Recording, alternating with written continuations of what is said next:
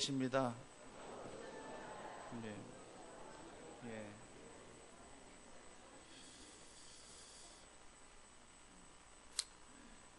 예수의 퍼즐이 되시기를 간절히 바랍니다.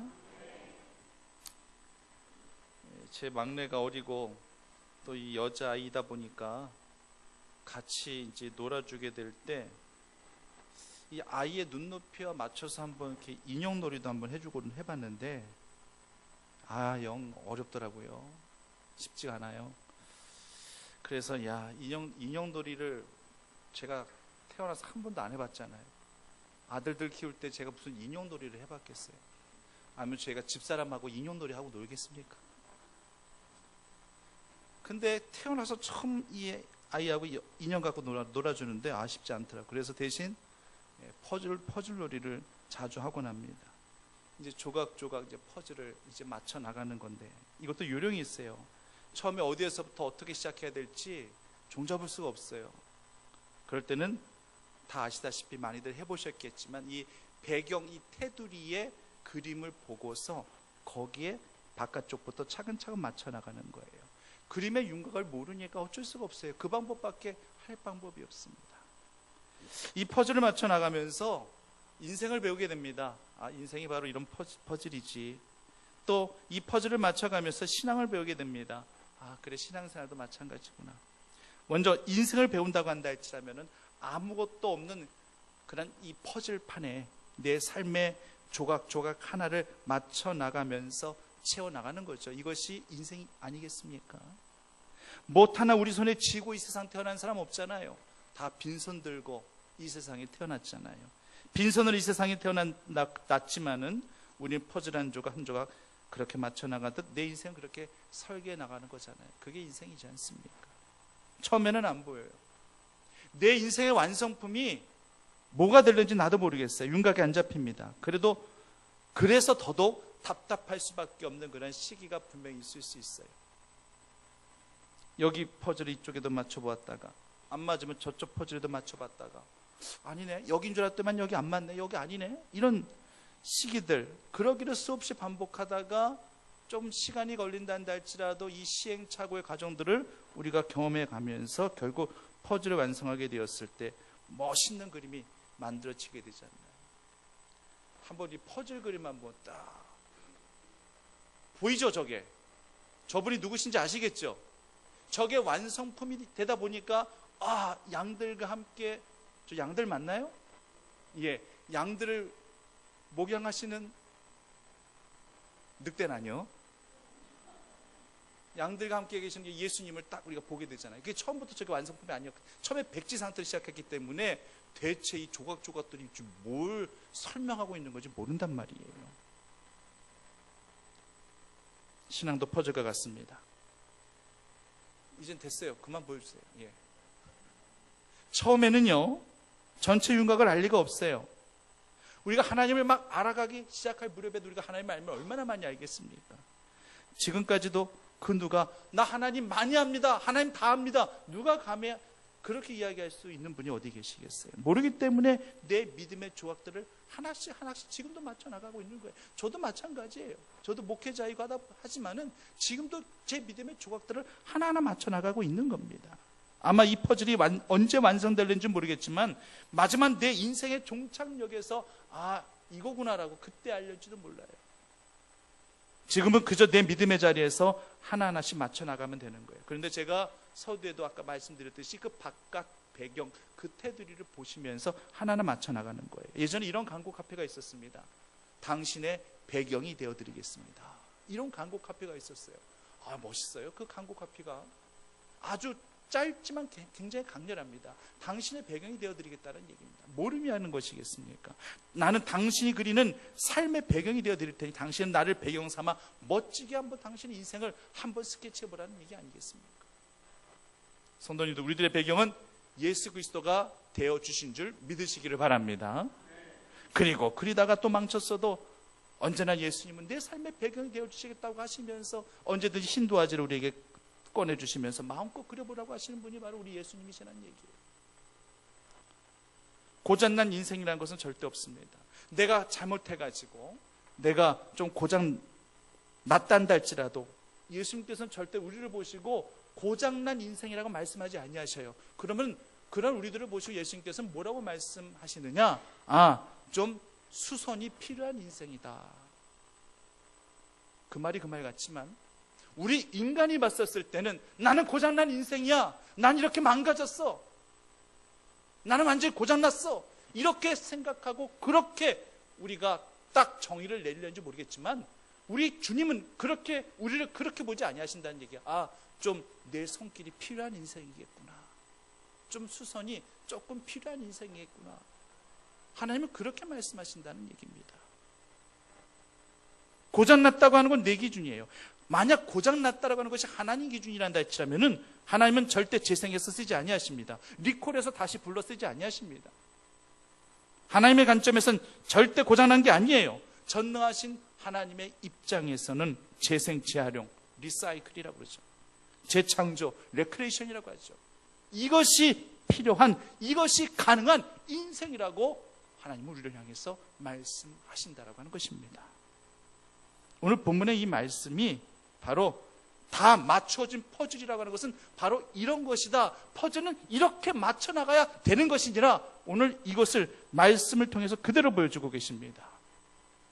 20절 말씀에서 우리를 무엇으로 오늘 본문에서 규정하시는가 보면은요, 사도들과 선지자들의 터 위에 세우심을 입은 자라라고 그렇게 우리를 규정하고 계십니다. 처음 퍼즐을요, 나 혼자 맞추려고 하면은요 쉽지 않더라고요. 처음에 저희 막내가 아빠 퍼즐 같이 맞춰요. 같이 맞추는데요, 그 아이도 요령을 알더라고요. 같이 맞춰주는데 그것도 도움이 되더라고요.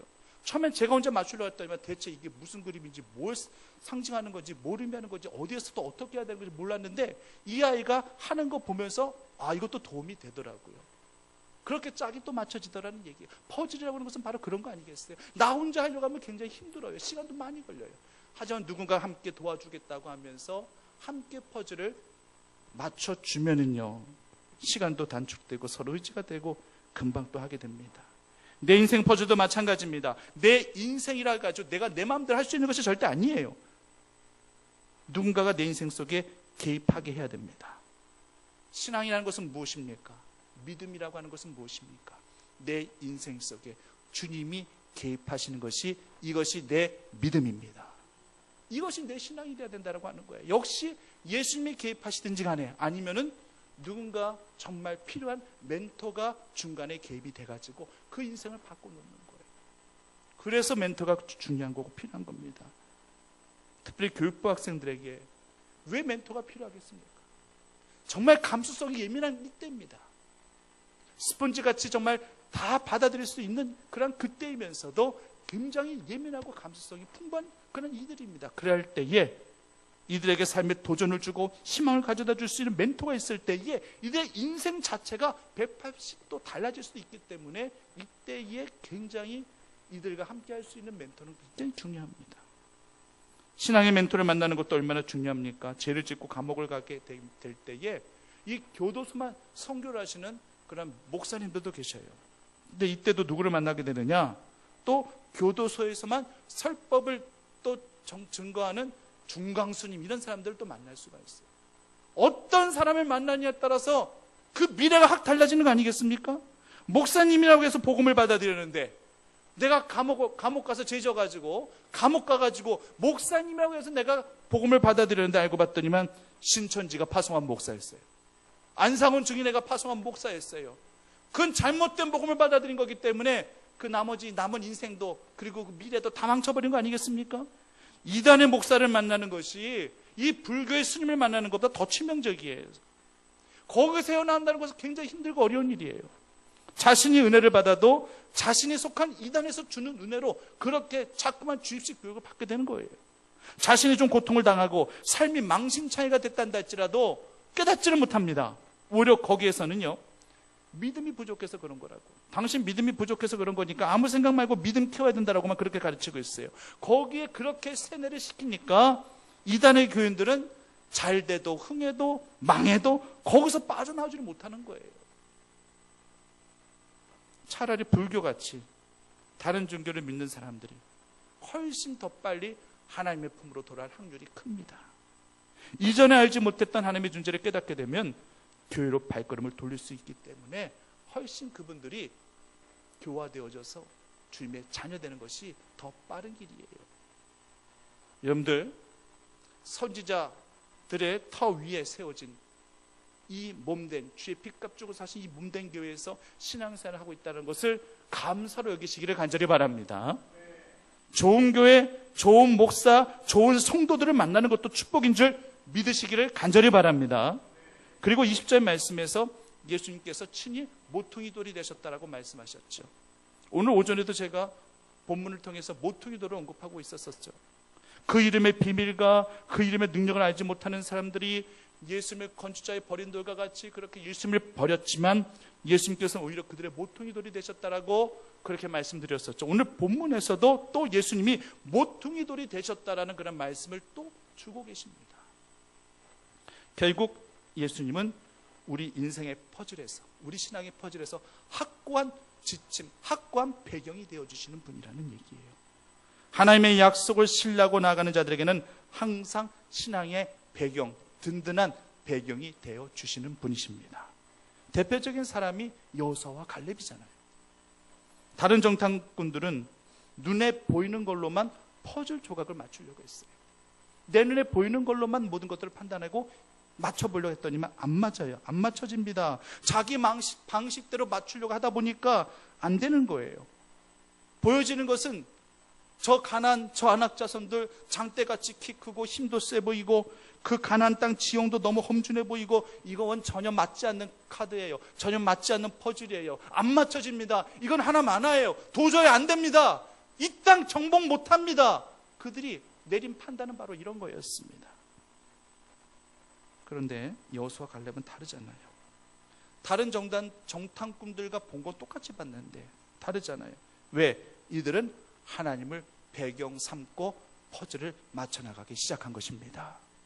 하나님께서 말씀하신 그 약속을 신뢰함으로 하나님의 그 약속을 배경 삼고 나아가니까 못 맞춰질 게 없더라는 얘기에 다 맞춰지는 거예요. 맞춰지는 퍼즐이라는 얘기입니다. 한마디로 그죠. 하나님이 이미 우리에게 주신 땅 아니냐? 하나님께서 이미 맞추라고 우리에게 이 퍼즐 주신 거 아시냐? 다 맞춰지는 퍼즐인데 왜 너희는 보여지는 것으로만 안 맞춰진다고 이래서 안 된다 저래서 안 된다 왜 그러느냐? 아니다. 우리는 분명 보았다. 맞춰지는 퍼즐이다. 우리는 하나님의 약속을 믿는다. 우리는 하나님께서 이미 우리의 배경이 되어주신 분 아니냐? 그 배경 삼고 그 약속 믿고 신뢰해 나가는데 안 맞춰질 퍼즐이 어디 있겠느냐? 이 땅은 하나님께서 우리에게 주신 땅이므로 믿음으로 나아가자. 이것이 바로 여호수아와 갈렙이 가졌었던 그런 생각과 사고 아니겠습니까? 그러니까 정말 맞춰지더란 얘기예요. 정말 가능하게 되더란 얘기입니다. 지금은 우리가 모든 것들이 희미하게 보일 수도 있어요. 퍼즐이라고 하는 것은 그냥 백지에서부터 시작하는 거잖아요. 하지만 배경을 하나하나 보면서 맞춰나가면 어느 정도 윤곽도 드러나게 되고, 방금 전에도 말씀드렸지만 누군가의 도움도 함께 받아가면서 함께 합력해가면 퍼즐은 맞춰가게 되어져 있어요. 오늘 본문의 21절, 22절 말씀 한번 보십시오. 함께 지어져 가는 것이다라고 말씀하고 계십니다. 함께 지어져 가는 것이라고 말씀하십니다. 서로 연결이 되고 마치 퍼즐 조각이 하나하나 자연스럽게 서로 연결이 되어져 가면서 완성품이 되어 가듯 서로 연결되고 주 안에서 뭐가 되어져 간다고요? 성전이 되어져 가고 함께 어우러져 성전이 되어져 가고 처소가 되어져 가고 예수 안에서 함께 지어져 가는 그런 퍼즐이, 그런 완성품이 만들어진다라고 말씀하고 계신데 그것이 바로 우리 충북교회가 되게 하실 줄 분명히 믿습니다. 이것이 바로 우리가 함께 맞춰 나가야 할, 함께 해야 할 그런 신앙의 믿음의 퍼즐이라고 하는 거예요. 퍼즐의 특징은 서로 연결되어져 있다는 겁니다. 따로따로 맞춰 나가기 시작하면은요, 대체 무슨 그림인지 알 수 없을 뿐더러 시간도 엄청 걸려요. 그래서 예수 그리스도를 배경 삼고 퍼즐 한 조각 한 조각 서로 연결시켜 가면서 맞춰 나가면은 어느 순간인가 분명히 윤곽이 보여지고, 아, 이 그림이었구나 하는 것을 우리가 알게 되는 겁니다. 성도님들, 한번 모세를 한번 살펴볼까요? 모세 역시도 자신이 어떤 인생을 살지 몰랐어요. 80세 때 가서야 그때 알았습니다. 하나님께서 그때 가서야 사명 주셨어요. 처음에 완강하게 거부했잖아요. 몰랐어요, 모세 자신도. 근데 이미 하나님께서는 모세가 태어날 때부터 이미 하나님은 모세를 점 찍어놨습니다. 이스라엘 백성들을 애굽에서 탈출시키고 구원할 그런 영적 지도자로 이미 하나님께서는 모세를 점 찍어 두셨습니다. 근데 모세가 태어날 그때 그 상황이 어떤 상황인지 아시죠?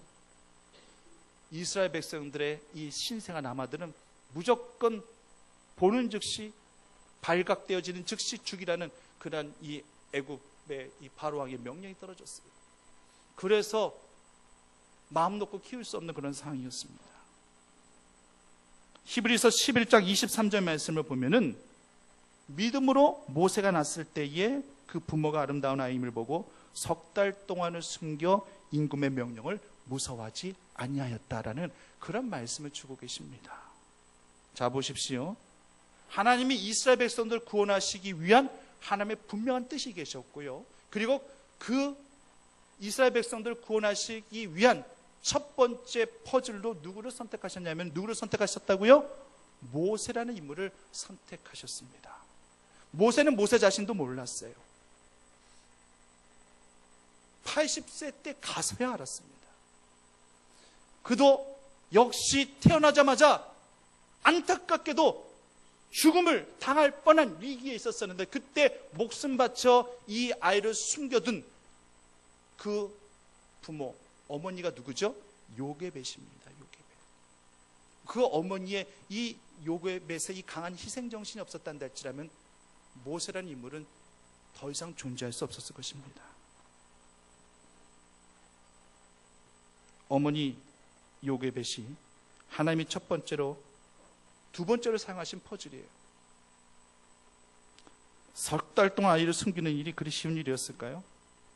갓난아기는요, 그 갓난아기가 있는 집은 티가 납니다. 왜냐하면 이 아이가 한 번 울어제끼면은요 어떻게 손 쓸 방법이 없어요.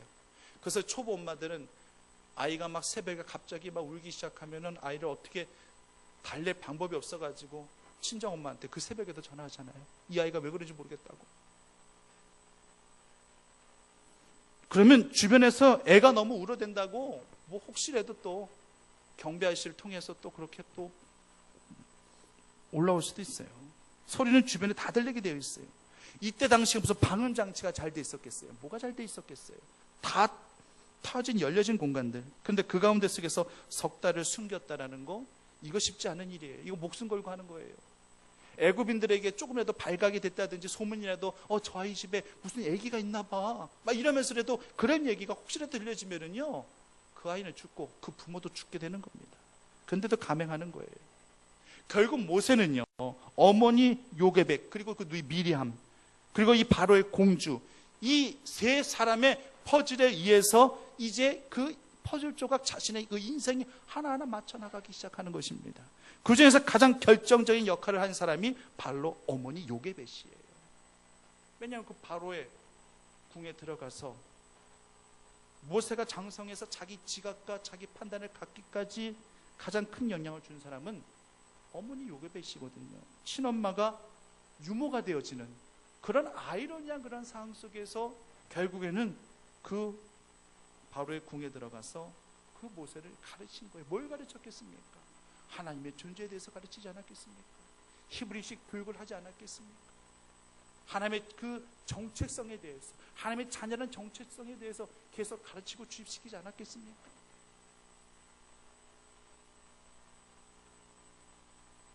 모세의 인생에 있어서 첫 번째 퍼즐 어머니 요게벳이었고 누이 미리암이 함께 도왔고 그리고 바로의 공주도 함께 도왔고 나중에는 아론과 훌 여호수아 같은 동력자들이 함께 그 신앙의 퍼즐을, 믿음의 퍼즐을 함께 맞춰 나간 것입니다. 오늘 교사 헌신 예배를 드리고 있는 이때에 우리 교사들은 우리 어린아이들, 학생들의 요게벳이 꼭 되어주시기를 간절히 바랍니다.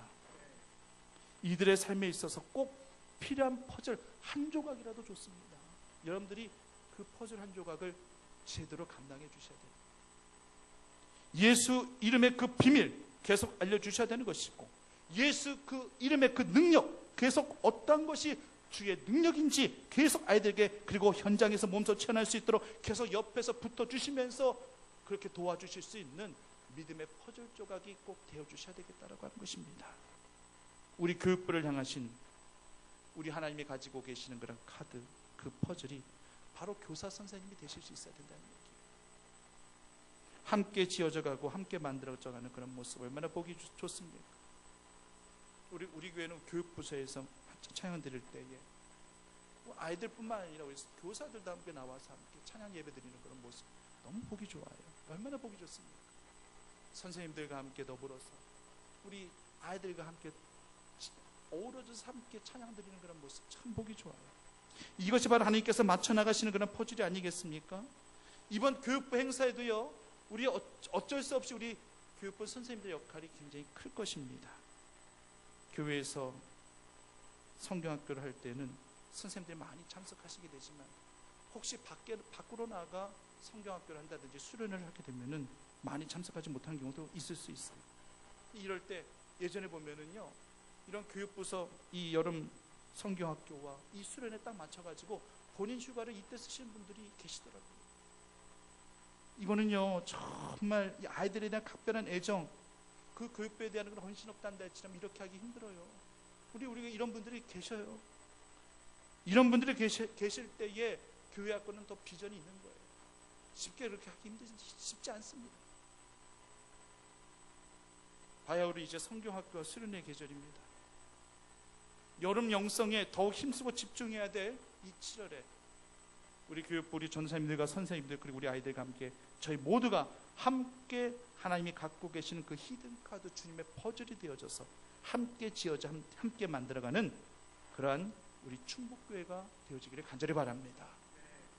그 역할들을 소임들을 잘 감당하셔서 정말로 합력할 선을 이루는 그러한 교회학교였음을 이번 여름 성경학교 수련을 통해서 우리 모두 확인하면서 하나님 앞에 감사의 영광을 올려드릴 수 있는 그런 시간들이 되어지기를 간절히 축원합니다.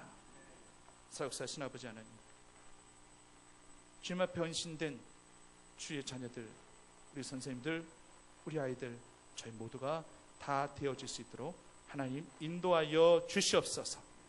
하나님이 만들어 가시는 그 그림의 그 퍼즐이 되어지는 저희 모두가 되게 하여 주시옵소서.